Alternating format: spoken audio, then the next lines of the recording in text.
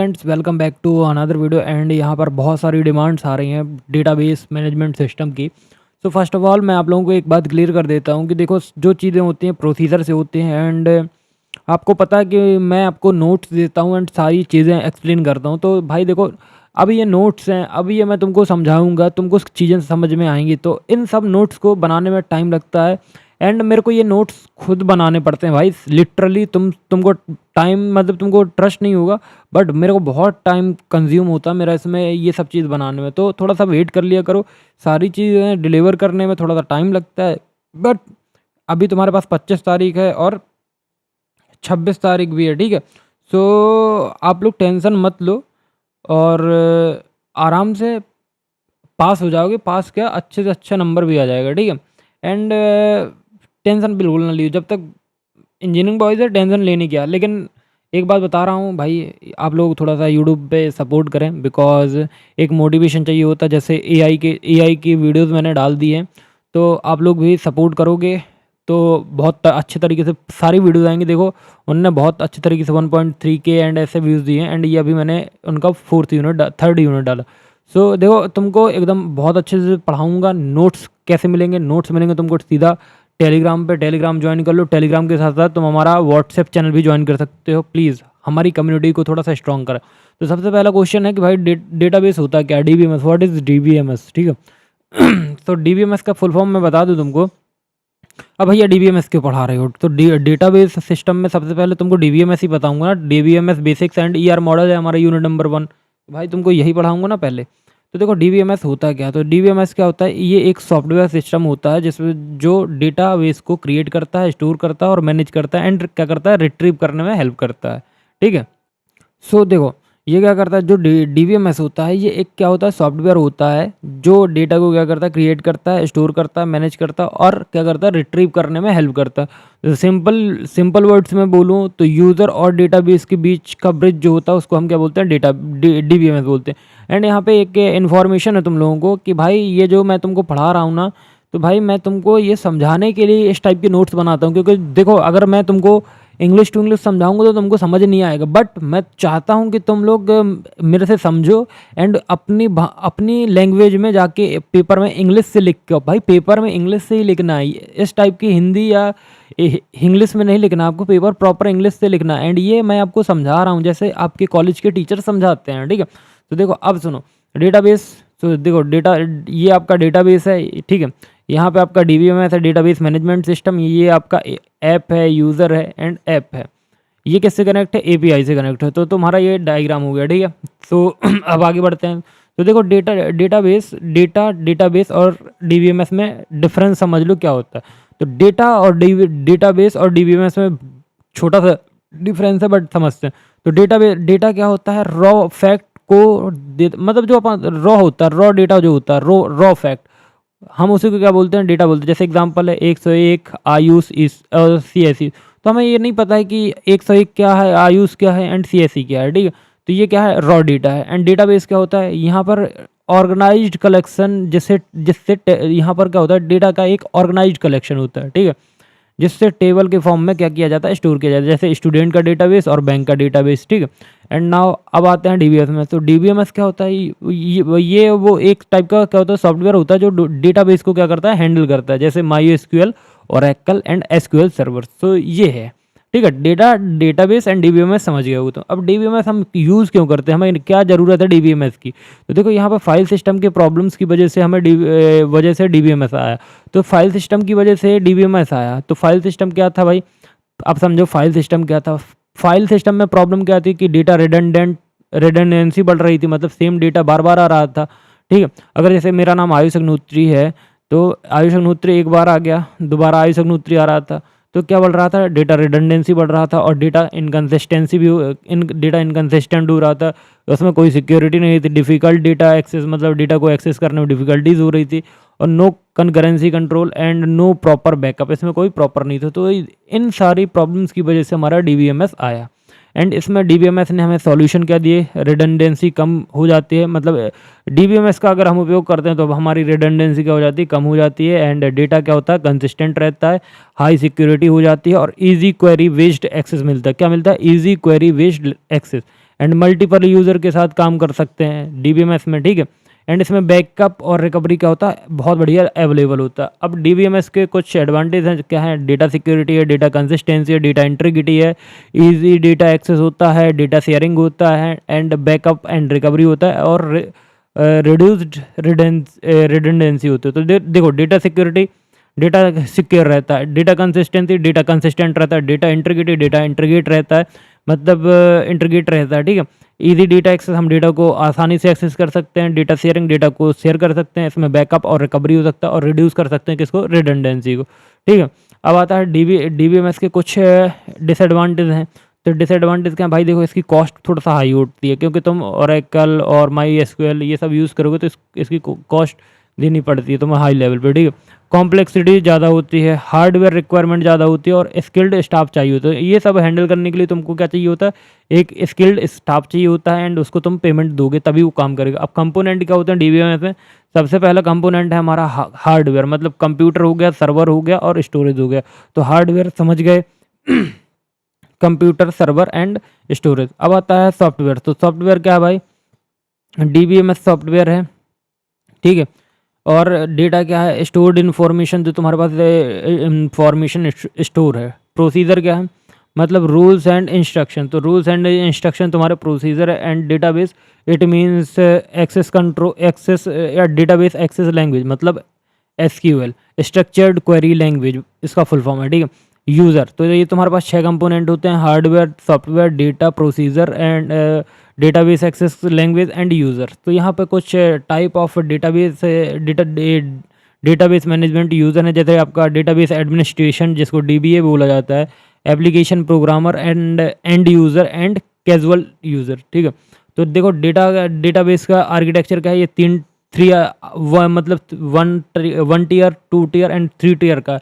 But इसमें हम थोड़ा सा नॉर्मली पढ़ेंगे, आगे हम इसको बहुत अच्छे से पढ़ेंगे, ठीक। तो वन टियर में क्या होता है, यूज़र डायरेक्टली डेटाबेस से कनेक्ट होता है, ठीक है। तो जैसे ये यूज़र है, यूज़र हमारा डायरेक्टली डेटाबेस से DBMS से क्या होता है, डायरेक्टली कनेक्ट होता है, ठीक है।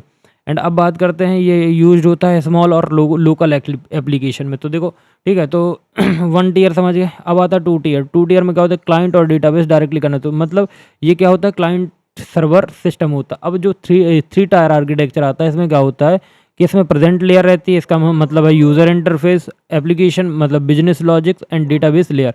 ये सिक्योर होता है, स्केलेबल होता है, और वाइडली यूज होता है, ठीक है, जो हमारा 3rd टियर आर्किटेक्चर। अब RDBMS और डेटाबेस में तुम क्या समझो, डिफरेंस समझो।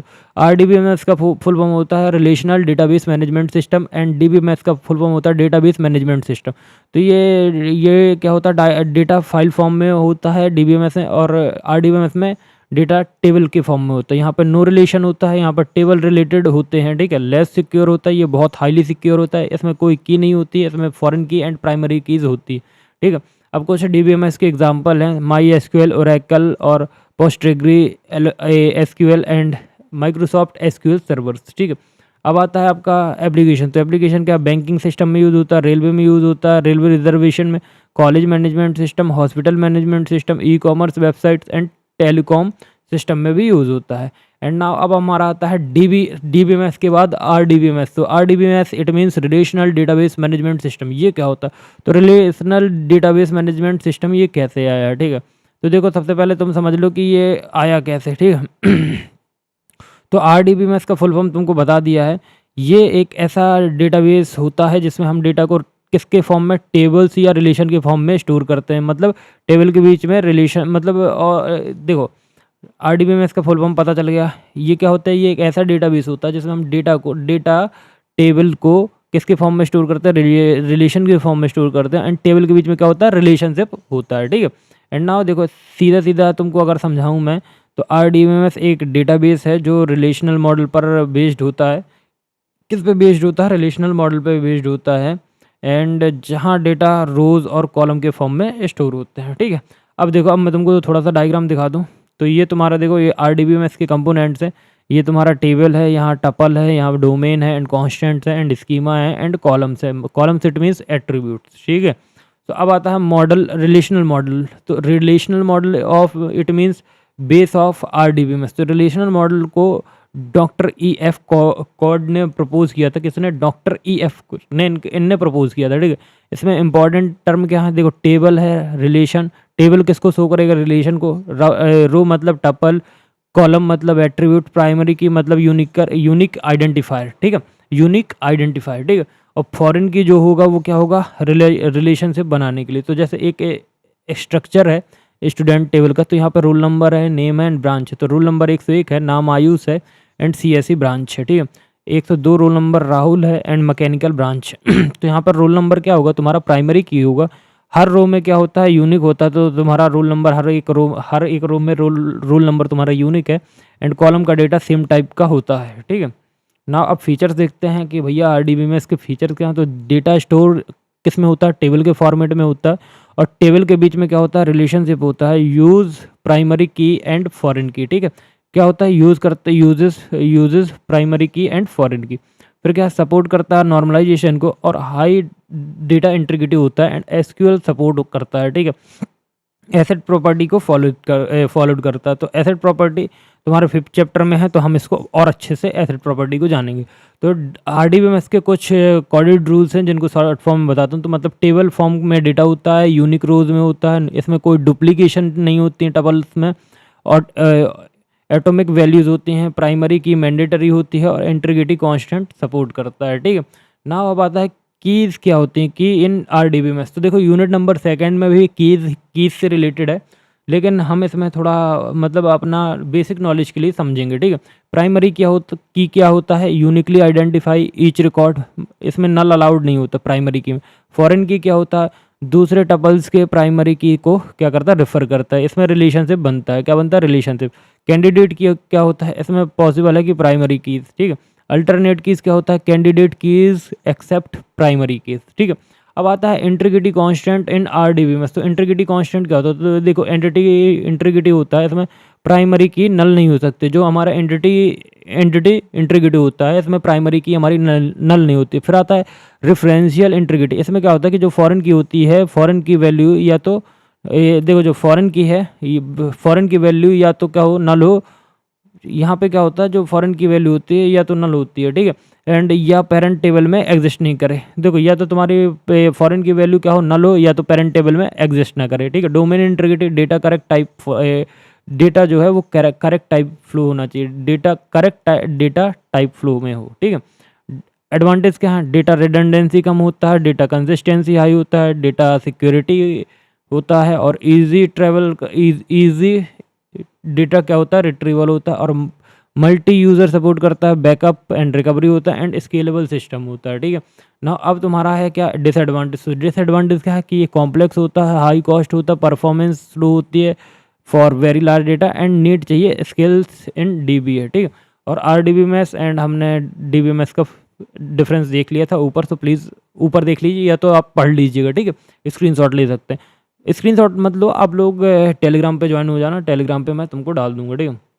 अब आता है एग्जांपल बताओ भैया, एग्जांपल क्या है आरडीबीएमएस की। तो देखो, my SQL, Oracle and Postgre SQL and Microsoft SQL, ये सब क्या है? आरडीबीएमएस के एग्जांपल। एप्लीकेशन क्या भैया आरडीबीएमएस की?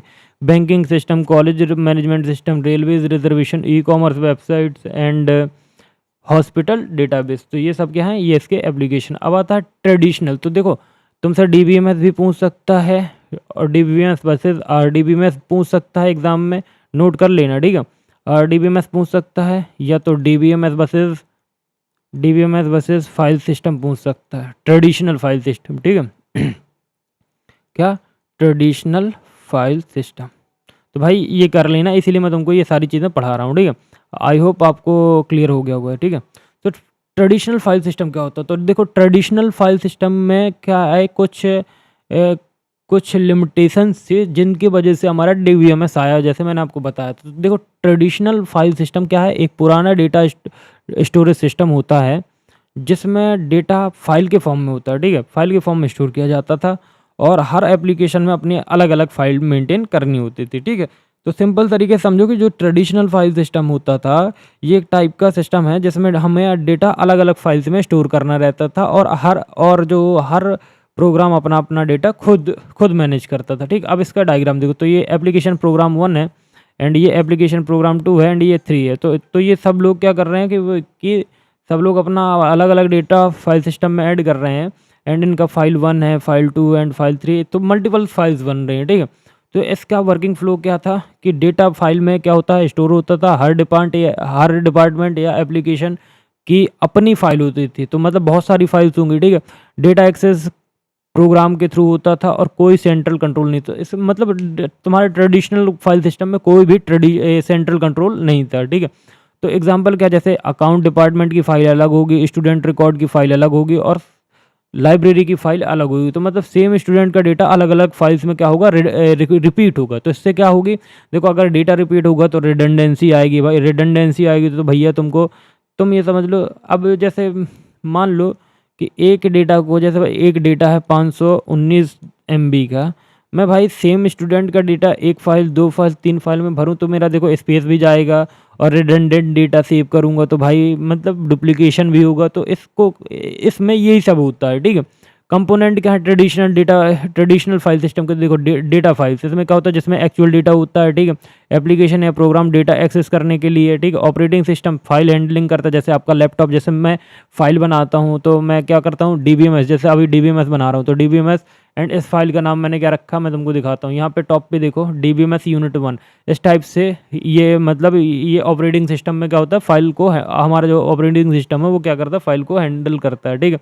फिर चौथा क्या होता है, यूज़र। तो ये तुमको कंपोनेंट समझ में आ गया। And type of file organization क्या होता है, तो सबसे पहले आता है सीक्वेंशियल फाइल, सीक्वेंशियल फाइल के बाद होता है इंडेक्स्ड फाइल, इंडेक्स्ड फाइल के बाद होता है रैंडम फाइल्स या डायरेक्ट फाइल। तो ये अब आपके फाइल्स हैं किसके, ये टाइप है आपके फाइल ऑर्गेनाइजेशन के, ठीक है ना। अब आता है प्रॉब्लम्स या limitation for traditional file system. तो मोस्ट इंपॉर्टेंट है एग्जाम के लिए। तो देखो फाइल सिस्टम में की लिमिटेशंस क्या थी और प्रॉब्लम क्या थी जिनकी वजह से डेटाबेस आया, DBMS आया। तो सबसे पहले हमें ट्रेडिशनल फाइल सिस्टम की प्रॉब्लम या लिमिटेशन जाननी। तो पहली प्रॉब्लम थी डेटा रिडंडेंसी, मतलब सेम डेटा मल्टीपल फाइल में स्टोर होता था, ठीक है। डेटा इनकन्सिस्टेंसी, मतलब एक फाइल अपडेट हुई और दूसरी नहीं हुई। देखो जैसे मैंने सपोज फाइल 1 अपडेट की और सेम फाइल है, तो भाई मैंने फाइल 1 अपडेट की तो दूसरी नहीं हुई। तो ये इससे क्या होता था, डेटा इनकन्सिस्टेंट होता था। Data isolation it means data अलग अलग फाइल्स में स्कैटर्ड होता था, ठीक है। तो डेटा आइसोलेशन भी हो गया। और फिर डिफिकल्ट एक्सेस, मतलब जो क्वेरी होती हैं, न्यू क्वेरी के लिए नया प्रोग्राम लिखना पड़ता था भाई। हर बार हमें अगर कोई नई फाइल को एक्सेस करना है तो हमें क्या करना पड़ता था, हर बार नया प्रोग्राम लिखना पड़ता था। तो no data security, it means unauthorized access का रिस्क रहता था, डेटा चोरी होने का रिस्क रहता था। इसमें कोई नो कंकरेंसी कंट्रोल, मतलब मल्टीपल यूजर एक साथ डेटा को एक्सेस करें तो प्रॉब्लम, ठीक है। और इसमें कोई बैकअप और रिकवरी नहीं था, मतलब सिस्टम क्रैश में डेटा लॉस होता। तो मेजरली इसके 7 लिमिटेशंस या प्रॉब्लम थे। पहला था data redundancy, data inconsistent and data isolation and difficult data access and no data security and no concurrency control and no backup and recovery. So these are the limitations of traditional file system. इनकी वजह से हमें DBMS में shift होना पड़ा and DBMS ने ये सारी प्रॉब्लम फिक्स कर दी। तो आई होप तुमको क्लियर हो गया होगा जो कॉन्सेप्ट मैं तुमको समझाना चाह रहा हूँ। अगर कॉन्सेप्ट तुम्हारा क्लियर हो गया तो please hit the like button, ठीक। अब आता है example to understand the problem. हाँ तो भाई प्रॉब्लम समझ लो, बाकी तो मैंने समझा दिया। स्टूडेंट का एड्रेस चेंज हुआ तो लाइब्रेरी फाइल में अपडेट हुआ, अकाउंट फाइल में अपडेट हुआ, हॉस्टल फाइल में अपडेट हुआ। मतलब एक जगह अगर एक जगह अपडेट रह गया, देखो अगर एक जगह अपडेट रह गया तो क्या होगा, इनकन्सिस्टेंट। सपोज मान लो होटल की फाइल में नहीं, हॉस्टल की फाइल में नहीं हुआ तो डेटा इनकन्सिस्टेंट हुआ, समझ लो। ये तुम्हारा DBMS। Why traditional file system is replaced by DBMS। तो भाई ट्रेडिशनल फाइल सिस्टम DBMS से क्यों रिप्लेस हुआ, सुनो। अब ट्रेडिशनल फाइल सिस्टम में फाइल बेस्ड डेटा होता था और इसमें डेटाबेस बेस्ड होता है, ठीक है। इसमें हाई रिडंडेंसी होती है, इसमें लो रिडंडेंसी होती है, इसमें नो सिक्योरिटी, इसमें हाई सिक्योरिटी, इसमें नो बैकअप, इसमें बैकअप प्लस रिकवरी, ठीक है। नो डेटा शेयरिंग, इसमें data sharing. So these are the main difference between traditional file system and DBMS। That's why traditional file system is replaced by DBMS। I hope आप लोगों को clear होगा। अब आता है एडवांटेज क्या भैया। तो देखो ये सिंपल टू यूज़ होता है ट्रेडिशनल फाइल सिस्टम। इसकी कॉस्ट क्या है, बहुत लो होती है। ये कोई कॉम्प्लेक्स सॉफ्टवेयर रिक्वायर्ड नहीं है इसमें। तो टेबल होता है सभी एप्लीकेशन के लिए, सभी स्मॉल एप्लीकेशन के लिए। अब देखो भैया डिसएडवांटेज देखो, डिसएडवांटेज में तुम्हें क्या लिखना, डेटा रिडंडेंसी, डेटा इनकन्सिस्टेंसी और data integrity and poor security और not scalable. So these are the main disadvantage of traditional file system. तो देखो भैया हमने DBMS पढ़ लिया, DBMS के बाद RDBMS पढ़ लिया, RDBMS के बाद ट्रेडिशनल फाइल सिस्टम पढ़ लिया, ठीक है, ट्रेडिशनल फाइल सिस्टम, ठीक है। सो अब भैया तुम इनके बीच में डिफरेंस पढ़ लेना, इनके बारे में मैंने अच्छे से पढ़ा दिया, तुम्हें समझ में आ गया तो अच्छी बात है, अगर अदरवाइज वीडियो को रिवाइंड कर दो। अब आता है भैया डेटा मॉडल इन DBMS। तो डेटा मॉडल क्या होता है, तो डेटा मॉडल क्या होता है, ये एक कॉन्सेप्चुअल फ्रेमवर्क होता है जो बताता है कि डेटा कैसे स्ट्रक्चर होगा, डेटा कैसे स्टोर होगा, डेटा के बीच में रिलेशनशिप कैसा होगा। तो सबसे पहले समझो डेटा मॉडल। तो डेटा मॉडल एक कॉन्सेप्चुअल फ्रेमवर्क है, मॉडल मतलब फ्रेमवर्क, ठीक है। क्या है, कॉन्सेप्चुअल फ्रेमवर्क होता है जो बताता है कि हमारा जो डेटा मतलब डेटा हमारा कैसे स्ट्रक्चर होगा और डेटा कैसे स्टोर्ड होगा या डेटा के बीच में रिलेशनशिप कैसे होगा। तो ये सब कौन बताता है, हमारा डेटा मॉडल। तो सिंपल लैंग्वेज में बोलूँ तो डेटा जो मॉडल होता है, डेटा मॉडल डेटा के रिलेशन डेटा मॉडल जो होता है वो डेटा के रिलेशन और कांस्टेंट को रिप्रेजेंट करने का तरीका होता है। तो अब देखो भैया डेटा मॉडल क्या है, डेटा मॉडल समझ लो सेमी स्ट्रक्चर्ड मॉडल भी होते। देखो there are various type of data models. First is semi structured model, object oriented model, network model, relational model, hierarchical model and object oriented model. So these are the type of data models. So अब why we needed data models? So first is database का जो design होता है उसके समझने के लिए हमें क्या करना पड़ा, डेटा मॉडल्स की ज़रूरत पड़ी। डेटा को प्रॉपर स्ट्रक्चर देने के लिए हमें डेटा मॉडल्स की ज़रूरत पड़ी। डेवलपर और यूज़र के बीच में कम्युनिकेशन के लिए डेटा मॉडल की ज़रूरत पड़ी। एरर और रिडंडेंसी कम करने के लिए हमें डेटा मॉडल की ज़रूरत पड़ी, ठीक है। तो these are the needs of data model, कि डेटा मॉडल जो है ये सारी चीज़ें कर सकता है, ठीक है, इसलिए हमें ज़रूरत है, ठीक है। टाइप क्या भैया, तो देखो यहाँ पर मैंने DBMS के मेनली 4 टाइप लिखे हैं जो मतलब पूछे जाते हैं। First is hierarchical data model, second is network data model and third is relational data model and fourth is entity relationship model, it's also known as ER model. तो first is hierarchical model. So it means इस model में हम क्या करते हैं, data का जो होता है हमारा ट्री स्ट्रक्चर में होता है। तो देखो एक जो हमारा होता है इसमें एक पेरेंट होता है और बहुत सारे चाइल्ड होते हैं, मतलब पेरेंट के बिना चाइल्ड एग्जिस्ट नहीं करता, ठीक है। तो इसका स्ट्रक्चर क्या होता है, रूट नोड में क्या होता है, टॉप होता है, चाइल्ड नोड डाउनवर्ड होते हैं। तो जैसे ये शूज़ हैं तो shoes women shoes, man shoes and यहाँ पे वुमेन्स पे जाएगा हाई हील्स और वेलीज, ठीक है। एंड यहाँ पे जाएगा मैन शूज़ पे जाएगा स्पोर्ट शूज़ और स्नीकर्स, ठीक है। तो ये क्या होगा, ये टॉप होगा एंड ये सब डाउनवर्ड्स वाले हैं, ठीक है। तो ये रूट नोड है एंड देन ये सब चाइल्ड हैं, ठीक है। फिर ये टॉप बनेगा, रूट नोड बन, ठीक है। तो ये ऐसे, तो ये क्या है, हायरार्किकल मॉडल से हमारा। इसका एग्जांपल देखो, फाइल सिस्टम ऑर्गेनाइजेशन स्ट्रक्चर। इसका एडवांटेज क्या है, सिंपल स्ट्रक्चर होता है, फास्ट डेटा को एक्सेस करता। अब देखो इसका डिसएडवांटेज क्या है, इसमें 1 to many रिलेशनशिप को ये 1 to many रिलेशनशिप इसको बस प्रेफर करता है, ठीक है। इसमें डेटा रिडंडेंसी होती है, इसमें कॉम्प्लेक्स चेंज होता है। तो हायरार्किकल मॉडल जो है, हायरार्किकल मॉडल में डेटा पेरेंट चाइल्ड रिलेशनशिप के फॉर्म में क्या होता है, जो हमारा हायरार्किकल मॉडल है उसमें डेटा क्या होता है कि पेरेंट चाइल्ड रिलेशनशिप के फॉर्म में होता है, ठीक है। अब आता है हमारा नेटवर्क मॉडल। तो नेटवर्क मॉडल क्या है, तो देखो नेटवर्क डेटा मॉडल क्या है, इस मॉडल में हम ग्राफ स्ट्रक्चर, जो हमारा डेटा होता है वो किस में होता है, ग्राफ स्ट्रक्चर फॉर्म में होता है। जैसे 1 to 1, 1 to many and many to many relationship possible. जैसे कॉलेज है तो कॉलेज में डिपार्टमेंट भी होगा, कॉलेज में लाइब्रेरी भी होगी, और स्टूडेंट देखो डिपार्टमेंट में क्या होंगे, स्टूडेंट होंगे एंड लाइब्रेरी में भी स्टूडेंट होंगे। तो इसमें क्या हो सकता है, 1 to 1 relationship, many to many relationship and 1 to many relationship exist कर सकते हैं। तो एग्जाम्पल क्या, railway system, telecom network. And इसमें एडवांटेज क्या है, ये फ्लेक्सिबल रिलेशनशिप होता है और लेस रिडंडेंसी होती है, ठीक है। अब आता है डिसएडवांटेज का, तो भैया देखो इसमें कॉम्प्लेक्स डिज़ाइन होती है, ठीक है, और ये डिफ़िकल्ट होता है मेंटेन करने में।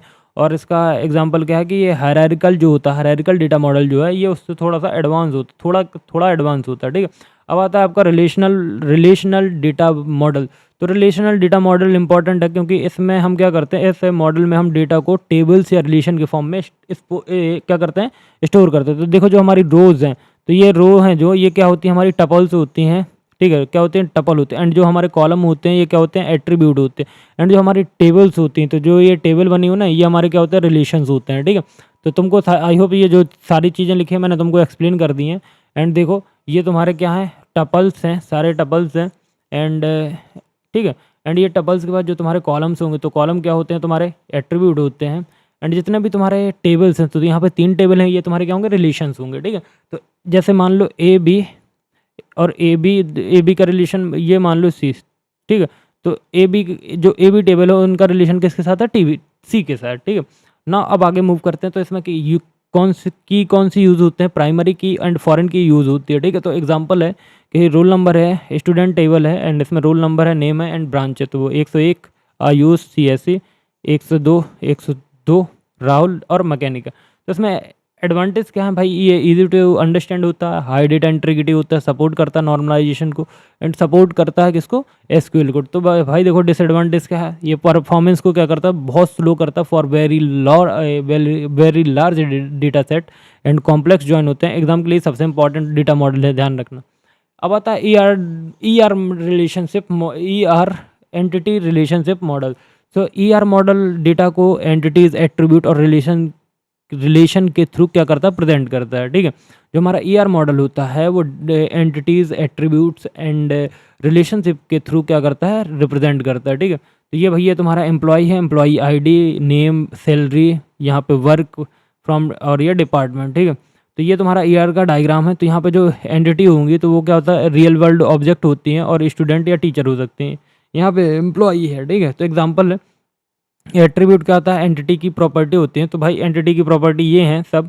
ठीक है, एंड रिलेशन क्या है, रिलेशन हमारा किसके साथ, तो हम यहाँ पे काम कर रहे हैं डिपार्टमेंट में। ठीक है, तो ये हमारा रिलेशनशिप है। ठीक है, अब इसके सिंबल क्या होते हैं, तो जो भाई रेक्टेंगल वाला होता है, ये रेक्टेंगल है, ये तुम्हारा एंटिटी होता है। सर ओवल शेप में जो होता है वो तुम्हारा एट्रीब्यूट होता है। एंड जो डायमंड शेप में होता है तो ये तुम्हारा क्या है, डायमंड शेप में तुम्हारा रिलेशन बता रहा है। ठीक है, एंड नाउ एडवांटेज क्या है कि भैया इजी डेटाबेस डिज़ाइन होता है, विजुअल रिप्रेजेंटेशन देता है, एंड रियल वर्ल्ड मैपिंग होती है, और डेटाबेस डिज़ाइन का स्टार्टिंग स्टेप होता है। लेवल क्या होते हैं भैया, कॉन्सेप्चुअल मॉडल होता है, मतलब हाई लेवल यूज़र भी होता है। Logical model it means tables की रिलेशनशिप। एंड फिजिकल मॉडल में क्या होता है, एक्चुअल स्टोरेज डिटेल्स होते हैं। ठीक है ना, ये तुम्हारा कंपैरिजन है। तो देखो हायरार्किकल मॉडल है वो, उसमें वो कैसा, उसका स्ट्रक्चर कैसा होता है, उसका ट्री जैसा स्ट्रक्चर होता है। जो नेटवर्क वाला मॉडल है उसका स्ट्रक्चर कैसा होता है, ग्राफ जैसा होता है। एंड रिलेशनल वाले का टेबल जैसा होता है, एंड ER का डायग्राम जैसा होता है। ठीक है, तो ये सारे तुम्हारा क्या हो गया, ये डेटा मॉडल्स हो गए। अब तुमको समझना है स्कीमाज।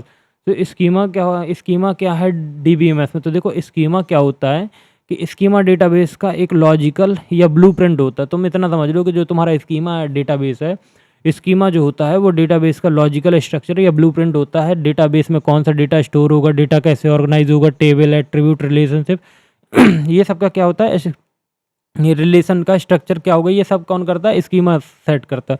तो देखो जो स्कीमा होता है, इस स्कीमा जो होता है, schema data set, schema data base का लॉजिकल डिज़ाइन होता है जो डेटाबेस की ओवरऑल स्ट्रक्चर को डिफाइन करता है। ठीक है, तो सबसे पहले डेटाबेस में समझते हैं स्कीमा वर्सेस इंस्टेंस समझते हैं। तो जो स्कीमा होता है वो डेटाबेस का स्ट्रक्चर होता है, रेयरली चेंज होता है। ठीक है, जो इंस्टेंस होता है ये डेटाबेस का करंट डेटा होता है, ये फ्रिक्वेंटली चेंज होता रहता है।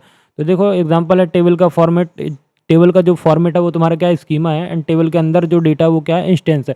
क्योंकि टेबल मतलब स्कीमा चेंज नहीं होता, लेकिन जो इंस्टेंसेस है डेटाबेस का करंट डेटा वो क्या होता है, फ्रिक्वेंटली चेंज होता रहता है। बट जो स्कीमा है वो रेयरली चेंज होता है। ठीक है, अब टाइप ऑफ स्कीमास के यहाँ से देखो DBMS में अकॉर्डिंग तीन टाइप की स्कीमा है, external schema, conceptual schema and internal schema.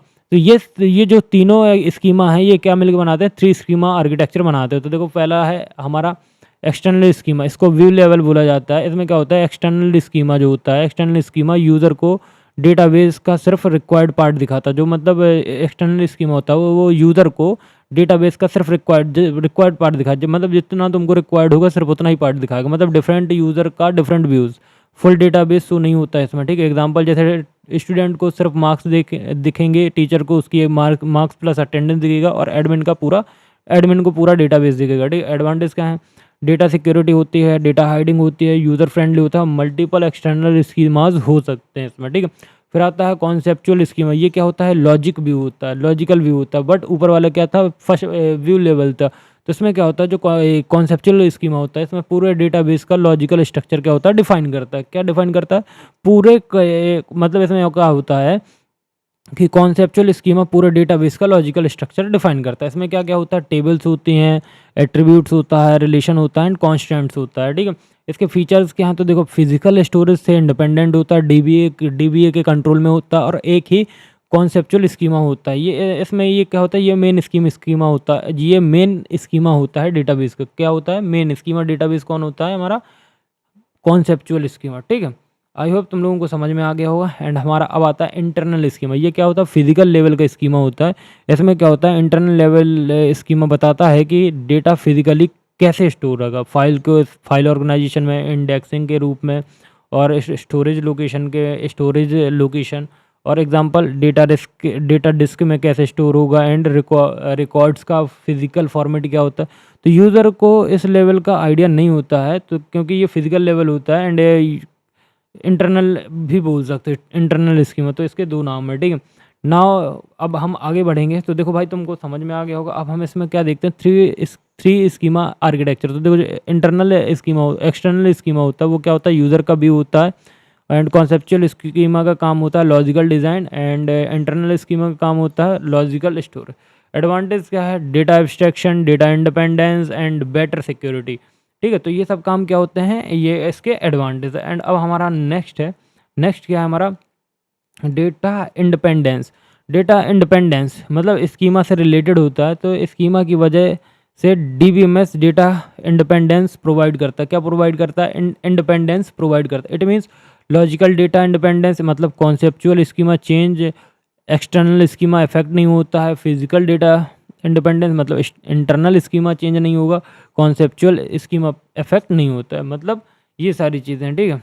अब देखो एग्जांपल क्या है जो हमें अंडरस्टैंड करने चाहिए। तो देखो एक स्टूडेंट डेटाबेस है, इसमें एक्सटर्नल स्कीमा क्या होगा, स्टूडेंट व्यू, नाम और तुम्हारे नंबर। कॉन्सेप्चुअल स्कीमा स्टूडेंट का टेबल होगा, मतलब नाम, रोल नंबर, ब्रांच और मार्क्स। और जो इंटरनल स्कीमा है उसमें क्या होगा, डेटा स्टोर्ड होगा डिस्क ब्लॉक्स में, ठीक है।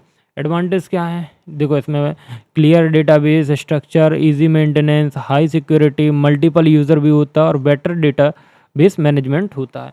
देखो अब आता है हमारा इंस्टेंसेस इन डीबीएमएस। तो इंस्टेंस क्या होता है, तो इंस्टेंस के बारे में समझते हैं अब, ठीक। सो देखो इंस्टेंस क्या होता है, इंस्टेंस मतलब डेटाबेस में करंट टाइम पर जो एक्चुअल डेटा स्टोर है उसको कहते हैं, मतलब डेटाबेस इंस्टेंसेस। तो जो इंस्टेंस मतलब क्या होता है, डेटाबेस में करंट टाइम पर जो भी एक्चुअल डेटा स्टोर है उसको हम बोलते हैं database instances. It means simple form में समझो तो इंस्टेंट डेटाबेस का मतलब होता है करंट स्टेट होता है जो एक पर्टिकुलर टाइम पर स्टोर डेटा को क्या करता है, शो करता है। ये होता है इंस्टेंस का मतलब, ठीक है। इंस्टेंस को सिंपल एग्जांपल से समझो, मान लो एक स्टूडेंट टेबल है, तो स्कीमा स्ट्रक्चर क्या है, रोल नंबर, नाम, ब्रांच। तो ये जो टेबल है, ये टेबल फॉर्मेट किसका है, स्कीमा का है, ठीक है।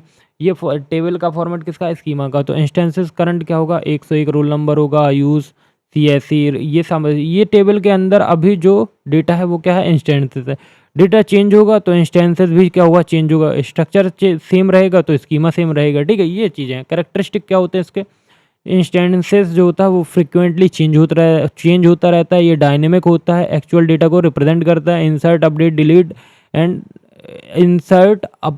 डिलीट से क्या होता है, इंस्टेंसेस चेंज होता रहता है। अब इंस्टेंसेस बस स्कीमा है, तो मतलब ये समझो जो स्कीमा होता है ये डेटाबेस का क्या होता है, स्ट्रक्चर होता है। एंड जो इंस्टेंसेस होता है वो डेटाबेस का करंट डेटा होता है, ये रेयरली चेंज होता है। स्कीमा जो होता है वो रेयरली चेंज होता है, लेकिन जो इंस्टेंसेस होता है वो फ्रिक्वेंटली चेंज होता है, ठीक है।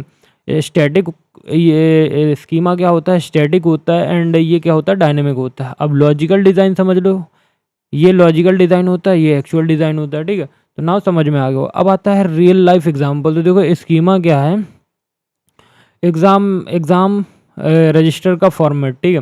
तो रोल नंबर एंड नाम हो गया, मार्क्स हो गया। इंस्टेंसेस मतलब आज के दिन भरे हुए मार्क्स, ठीक है।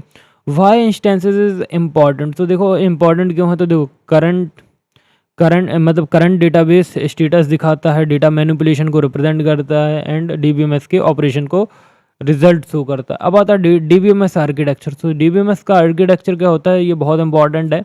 तो देखो डीबीएमएस का आर्किटेक्चर ये बताता है कि यूज़र, एप्लीकेशन एंड डेटाबेस आपस में कैसे इंटरेक्ट करते हैं और सिस्टम कैसे डिज़ाइन होता है। तो देखो डीबीएमएस को सिंपल में समझो तो कि डीबीएमएस आर्किटेक्चर डेटाबेस सिस्टम का क्या होता है, स्ट्रक्चर डिज़ाइन होता है जो बताता है कि यूज़र और डेटाबेस के बीच में इंट्रैक्शन कैसे होता है। ठीक है, तो देखो तो तुमको पहले सबसे पहले ये भाई लोग दिख रहे होंगे तीन, एक कंप्यूटर पे काम कर रहे, मतलब तीन लोग कंप्यूटर पे काम कर रहे हैं। तो ये view 1 view 2 view 1 view 2 view 3 ये सब दिख रहे हैं। गूगल से फ़ोटो ली है, ऑब्वियस सी बात है। तो एक्सटर्नल लेआउट, तो देखो एक्सटर्नल लेआउट एंड यूज़र हैं ये भाई अपने। एंड ये जो कॉन्सेप्चुअल स्कीमा है ये क्या है, कॉन्सेप्चुअल लेयर है। एंड ये फिजिकल स्कीमा है, फिजिकल लेयर है। एंड यहाँ पे अपना डेटाबेस है। ठीक है, तो देखो क्या है कि जो हमारे भाई हैं व्यू 1 व्यू 2 व्यू 3 ये तीनों किससे कनेक्टेड है, कॉन्सेप्चुअल स्कीमा से। एंड कॉन्सेप्चुअल स्कीमा कनेक्ट है फिजिकल स्कीमा से। And physical schema connected database से। तो ये तुम्हारा क्या है, ये तुम्हारा एक बेसिक सा डायग्राम है। एंड टाइप क्या होते हैं डेटाबेस आर्किटेक्चर के, तो there are 3 type. First is first tier, second tier and third tier. जैसा कि मैंने आपको ऊपर बोला था कि मैं नीचे समझाऊंगा। तो देखो मीनिंग क्या होता है इस आर्किटेक्चर में, क्या होता है कि यूज़र, एप्लीकेशन और डेटाबेस सब सेम सिस्टम पे होता है। तो देखो यहाँ पे 1 टायर आर्किटेक्चर है, तो ये लोकल डेटाबेस है और ये एप्लीकेशन है, ये कि दोनों आपस में कनेक्टेड है। ठीक है, मतलब एक दूसरे डिवाइस से हैं। तो इसमें यूज़र, एप्लीकेशन एंड डेटाबेस क्या होता है, सेम सिस्टम पे होते हैं। ठीक है, वर्क कैसे करता है, यूज़र डायरेक्टली डेटाबेस को एक्सेस करता है। तो जो यूज़र होगा वो किसको एक्सेस करेगा, डेटाबेस को। ठीक है, लोकल डेटाबेस सिस्टम और सिंगल यूज़र डेटाबेस होता है इसमें। ठीक है, तो local database application and application. ठीक है, एडवांटेज क्या है इसके, ये भैया सिंपल होता है, इजी टू यूज़ होता है, लो कॉस्ट में होता है। एंड इसके डिसएडवांटेज क्या है, इसमें कोई सिक्योरिटी नहीं होती, नॉट स्केलेबल, मल्टी यूज़र को सपोर्ट नहीं करता, मोस्टली लर्निंग या स्मॉल एप्लीकेशन के लिए यूज़ होता है। जो हमारा फर्स्ट टायर आर्किटेक्चर है ये मोस्टली लर्निंग या स्मॉल एप्लीकेशन के लिए यूज़ होता है। अब आता है 2 टायर आर्किटेक्चर, ये क्लाइंट सर्वर आर्किटेक्चर भी बोला जाता है इसको। इसमें क्या होता है, जो हमारा क्लाइंट होता है, इट मीन्स ये क्लाइंट जो होता है वो क्या होता है, यूज़र प्लस एप्लीकेशन। एंड जो सर्वर होता है वो क्या होता है, डेटाबेस होता है। इसमें क्या होता है, ये दोनों अलग अलग होते हैं। तो अब ये तुम्हारा डायग्राम देख लो, ये हमारा क्लाइंट है एंड ये हमारा सोर्स है। ठीक है, client and source, data source. ठीक है, तो क्लाइंट और सोर्स है। ठीक है, तो क्लाइंट एंड सोर्स मैंने तुमको बता दिया। ठीक है, तो डेटाबेस ये है एंड क्लाइंट ये है तुम्हारा। ठीक है, ये डायग्राम है। एंड तुम इंटरनेट से और अच्छा भी डायग्राम ढूंढ सकते हो। देखो client SQL query, database server और डेटाबेस रिजल्ट और क्लाइंट, ये तुम्हारा क्या वर्किंग है। एग्जाम्पल समझो, college management system, small business application, तो ये तुम्हारे एग्जाम्पल्स। एंड नाउ अब बात करते हैं कि भैया एडवांटेज क्या है, better than 1 tier architecture, fast response करता है और ईजी इंप्लीमेंटेशन होता है। डिसएडवांटेज क्या भैया, सिक्योरिटी कम होती है। ठीक है, एंड क्लाइंट्स लोड ज़्यादा होता है इसमें और स्केलेबिलिटी लिमिटेड होती है। अब आता है भैया 3 टायर आर्किटेक्चर। इसमें क्या होता है कि भैया इस आर्किटेक्चर में क्या होता है, 3 लेयर होते हैं, 3 लेयर में डिवाइड होता है, presentation layer, application layer and data layer. तो देखो भैया तुम्हारी जो प्रेजेंटेशन लेयर है वो वेब सर्वर होता है। एंड एप्लीकेशन लेयर तुम्हारी ये है एंड डेटाबेस तुम्हारा ये है। ठीक है, ना देखो प्रेजेंटेशन लेयर में क्या होता है कि यूज़र इंटरफेस होता है, वेब पेज होता है, ऐप होता है और यूज़र से इंटरेक्शन होता है। किसके थ्रू होता है, वेब ब्राउज़र या मोबाइल ऐप। तो तुम्हारा ये क्या है, यहाँ पे यूज़र इंटरफेस दिख रहा है तुमको, वेब पेज भी हो सकता है, ऐप भी हो सकता है या यूज़र से इंटरेक्शन भी हो सकता है। ठीक है, फिर आता है एप्लीकेशन लेयर। यहाँ पे क्या होता है तुम्हारा जो सेकंड लेयर होता है एप्लीकेशन लेयर में, बिजनेस लॉजिक्स होते हैं, डेटा को प्रोसेसिंग होती है एंड वैलिडेशन होता है। ये लेयर मिडिल मैन का काम करती है। ये जो क्या होता है, जो एप्लीकेशन लेयर है ये लेयर जो होती है ये मिडिल मैन का काम करती है। ठीक है, डेटाबेस लेयर क्या होता है, एक्चुअल डेटाबेस होता है, डेटा स्टोरेज होती है एंड डीबीएमएस सॉफ्टवेयर बोलते हैं इसको। एडवांटेज क्या है, ये 3 टायर आर्किटेक्चर का, तो ये हाई सिक्योरिटी होती है, हाई स्केलेबल होता है, इजी मेंटेनेंस होता है, बेटर परफॉर्मेंस होता है और यूज कहाँ होता है, रियल वर्ल्ड एप्लीकेशन में। डिसएडवांटेज क्या है, कॉम्प्लेक्स डिज़ाइन होता है, हाई कॉस्ट होता है और स्किल डेवलपर चाहिए होते हैं हमें। ठीक है, web application mostly 3 tier architecture use करते हैं। देखो अब इसका क्या पढ़ेंगे अपन, कंपैरिजन समझ लो भैया। तो कंपैरिजन क्या है, इसमें लेयर है, तो देखो feature layer, security, scalability and uses. तो 1 टायर, 2 टायर, 3 टायर। तो इसमें 1 लेयर होती है, इसमें 2 लेयर होती है, इसमें 3 लेयर होती है। ठीक है, इसमें low security, medium security, high security. ठीक है, low scalable, medium scalable, high scalable. और फिर इसके बाद complexity, low complexity, medium complexity and high complexity. ठीक है, uses small app, medium app और लार्ज ऐप। ठीक है, तो ये तुम्हारा डिफरेंस हो गया। तो why 3 tier architecture is preferred, because user directly database access नहीं करता है, डेटा सिक्योर रहता है, एप्लीकेशन इजीली अपग्रेड हो सकती है और मल्टीपल यूज़र इसको क्या कर सकते हैं, हैंडल कर सकते हैं, ठीक है। नाउ अब आता है कंपोनेंट ऑफ डीबीएमएस। तो देखो कंपोनेंट क्या है डीबीएमएस के, तो देखो कंपोनेंट, सबसे पहला कंपोनेंट है सॉफ्टवेयर, सॉफ्टवेयर के बाद डेटा, डेटा के बाद हार्डवेयर, हार्डवेयर का data access language and procedures and peoples. तो these are the component of DBMS. तो अब हमें समझना कि भैया डेटाबेस के कंपोनेंट्स क्या होते हैं।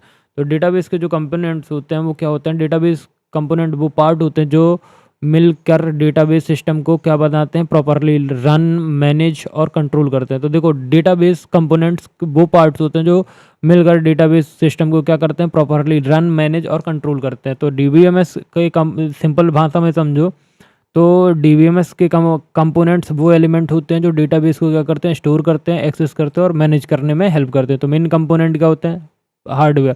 तो ये फिजिकल डिवाइसेस होते हैं, कंप्यूटर, सर्वर, हार्ड डिस्क में स्टोरेज डिवाइस होते हैं। डेटाबेस फिजिकली हार्डवेयर पर स्टोर होता है, ठीक है।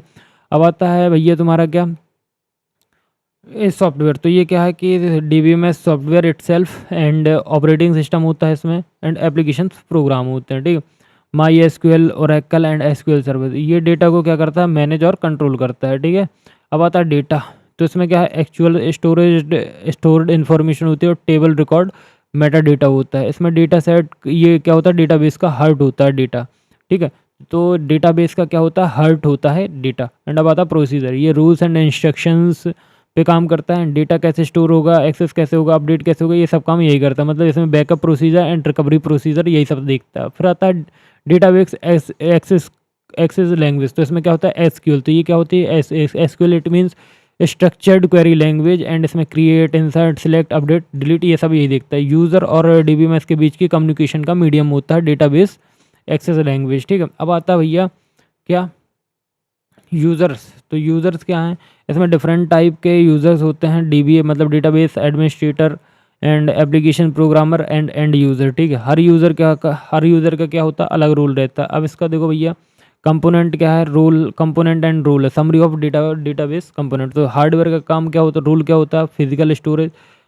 सॉफ्टवेयर का क्या है, डेटाबेस मैनेजमेंट। डेटा क्या है, एक्चुअल इन्फॉर्मेशन। प्रोसीजर का rules and guidelines. Language data access and user क्या है, ऑपरेट सिस्टम। अब देखो अब आता है डेटा इंडिपेंडेंस इन डीबीएमएस। तो देखो डेटा इंडिपेंडेंस इन डीबीएमएस मतलब external level, conceptual level and physical level. तो ये देखो लॉजिकल डेटा इंडिपेंडेंस है एंड ये फिजिकल डेटा इंडिपेंडेंस है, ठीक है। एंड नीचे हमारा डेटा स्टोरेज डेटाबेस है, ठीक है। तो ये डायग्राम तुम समझ गए, डेटा इंडिपेंडेंस का डायग्राम है इन डीबीएमएस, ठीक है ना।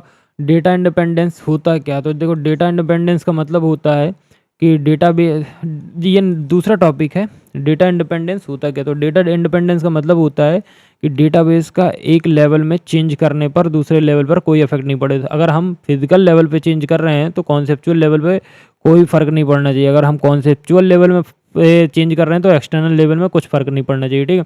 तो ये कैसे, why data independence is needed, because easy data modification हो सकता है, लो मेंटेनेंस कॉस्ट है, और एप्लीकेशन प्रोग्राम क्या रहते हैं, सेफ रहते हैं, एंड फाइल फ्लेक्सिबल हो जाते हैं। तो अब बात करते हैं इसके टाइप क्या होता है। तो देखो टाइप क्या होता है, सबसे पहले आता है फिजिकल डेटा इंडिपेंडेंस। इसका मीनिंग क्या होता है, इंटरनल स्कीमा या फिजिकल स्कीमा में चेंज होने पर कॉन्सेप्चुअल स्कीमा चेंज नहीं होता। जैसा मैंने बताया, file location, example file location change, index add remove कर सकते हो, डेटा डिवाइस चेंज कर सकते हो। तो यूज़र को कोई भी फ़र्क नहीं पड़ता, ठीक है। एंड लॉजिकल डेटा इंडिपेंडेंस, देखो तुम फिजिकल लेवल पे चेंज करोगे तो कॉन्सेप्चुअल स्कीमा चेंज नहीं होता है, ठीक है। एंड लॉजिकल डेटा इंडिपेंडेंस में चेंज होने पर एक्सटर्नल स्कीमा पर इफेक्ट नहीं होता है, ठीक है, ना हो, ठीक है। जैसे न्यू कॉलम ऐड करना, न्यू टेबल ऐड करना, और क्या करना, एट्रीब्यूट को रिमूव करना, यूज़र के व्यू पे सेम रहते हैं, ठीक है। Physical level and logical level पे थोड़ा सा डिफरेंस समझ लो कि जो तुम्हारा फिजिकल लेवल है ये क्या है, ये लेवल है। तो ये लेवल क्या होता है, internal to conceptual and conceptual to external, ठीक है। कॉम्प्लेक्सिटी इसमें इजी, फिजिकल में इजी होती है एंड लॉजिकल में डिफिकल्ट होती है। इम्पैक्ट क्या होता है, स्टोरेज चेंज होती है एंड स्ट्रक्चर चेंज होता है। इंपॉर्टेंस क्या है, ये मीडियम होता है एंड ये हाई होता है। लॉजिकल डेटा इंडिपेंडेंस अचीव करना थोड़ा सा हार्डर होता है। Relation with three tier schema architecture, external schema मतलब यूज़र व्यू, कॉन्सेप्चुअल स्कीमा मतलब logical view, and internal schema it means physical view. इस आर्किटेक्चर की वजह से डेटा इंडिपेंडेंस पॉसिबल है। अब आता है ER मॉडल। तो ईआर मॉडल क्या है हमारा, एंटिटी रिलेशनशिप मॉडल। तो ईआर मॉडल जो है ये एक डेटाबेस का डिज़ाइन का कॉन्सेप्चुअल मॉडल होता है जो रियल वर्ल्ड डेटा को क्या प्रोवाइड करता है, एंटिटीज, एट्रीब्यूट और रिलेशनशिप के थ्रू रिप्रेजेंटेशन प्रोवाइड करता है। तो देखो सिंपल भाषा में समझो तो कि ईआर मॉडल क्या है, एक हाई लेवल डेटा मॉडल है जो डेटाबेस को लॉजिकल स्ट्रक्चर को एंटिटीज, एट्रीब्यूट और रिलेशनशिप के फॉर्म में शो करता है।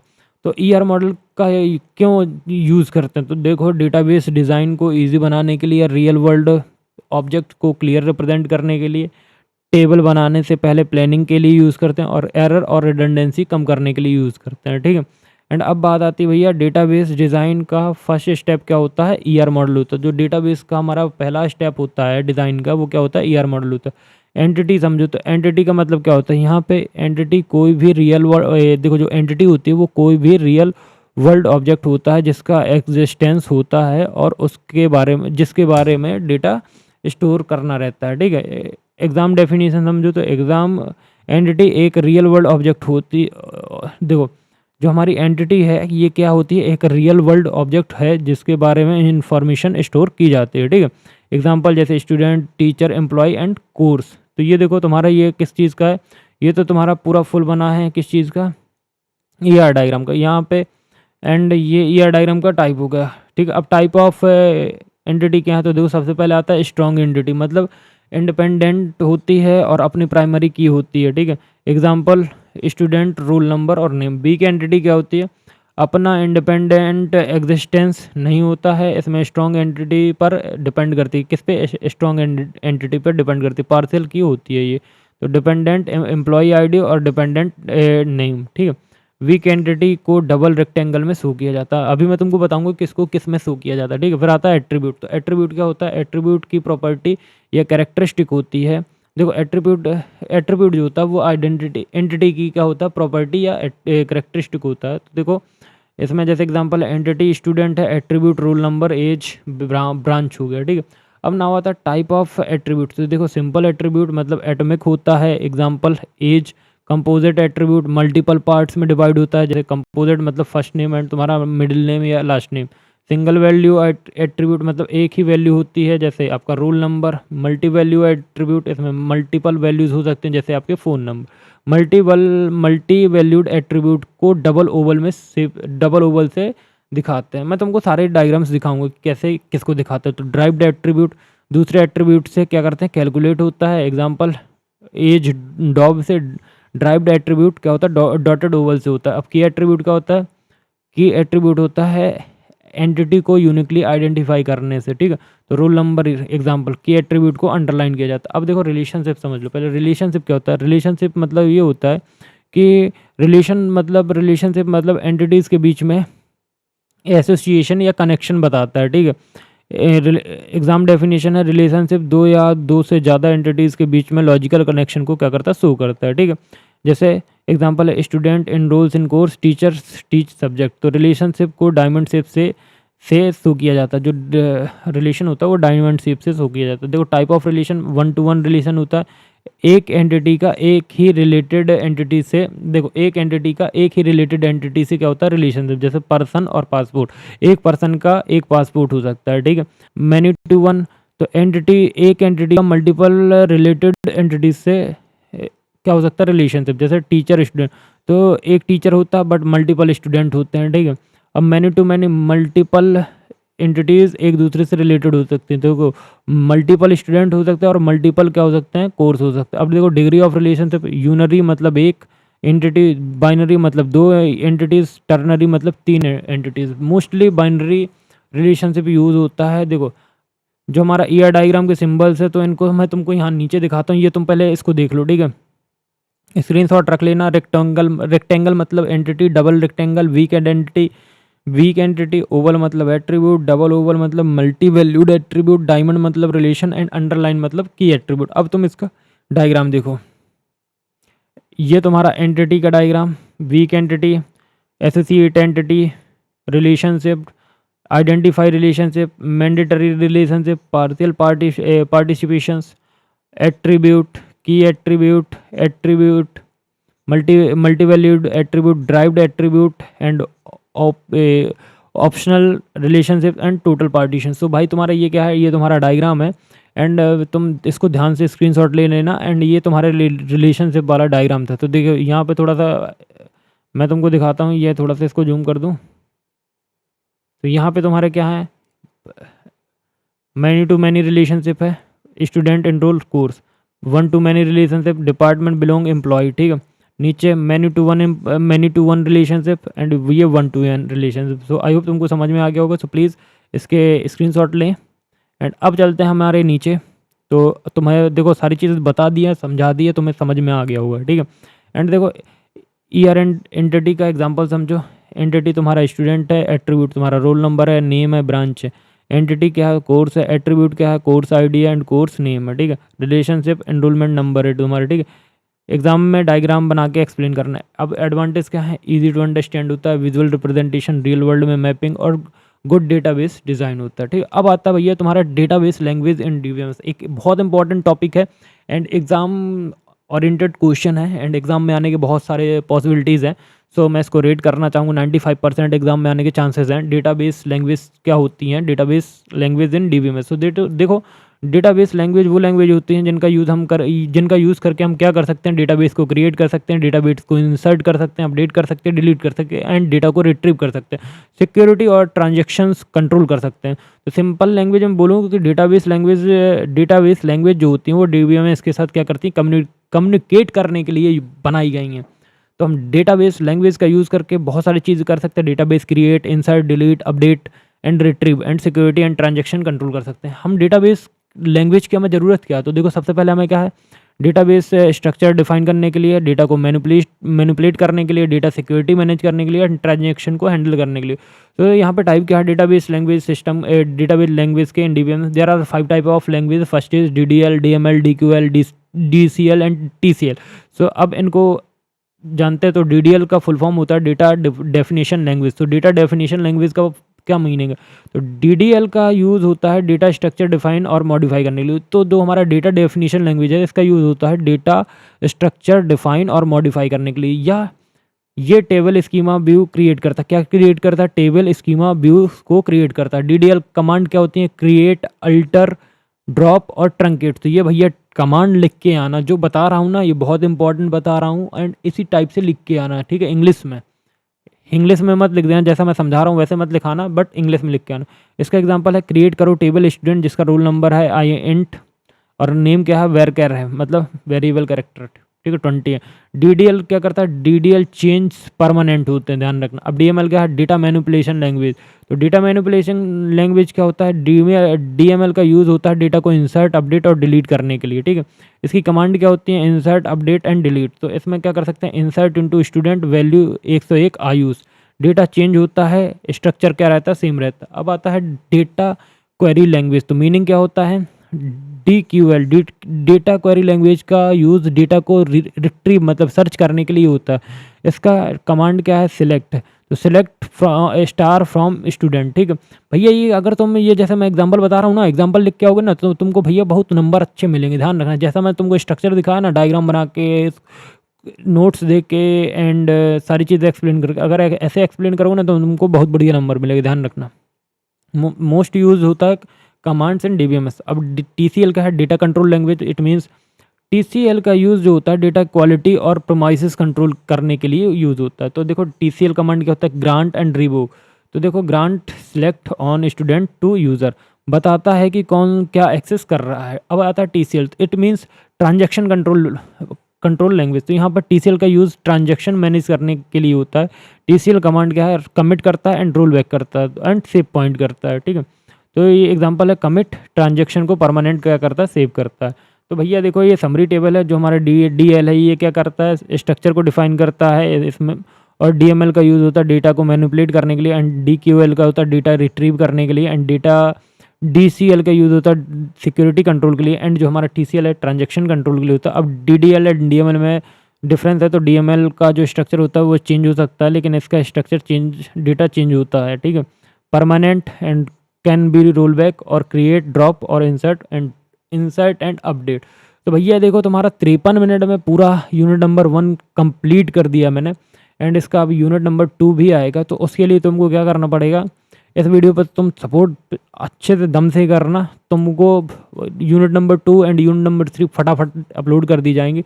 बट प्लीज़ सपोर्ट करना, क्योंकि देखो सपोर्ट के बिना कुछ नहीं हो पाता यार। बिकॉज देखो यार, 1-1 घंटे की वीडियो बनाना, अपना काम छोड़ के बहुत मतलब समझो यार, आप लोगों की इतनी हेल्प कर रहा हूँ। प्लीज़ सब्सक्राइब तो कर ही सकते हो एंड वीडियो पे कमेंट कर देना। बाकी मिलते हैं एक नेक्स्ट वीडियो में, तब तक please do like, subscribe and share.